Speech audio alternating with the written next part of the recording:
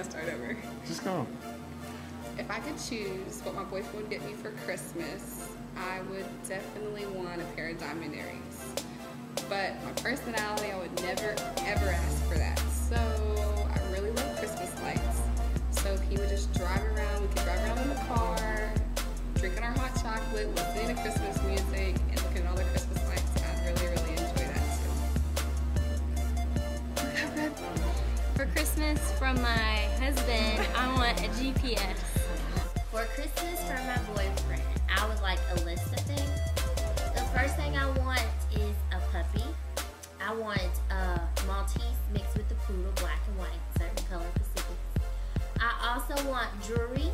I need a new ring, maybe a tennis bracelet. I also want some clothes.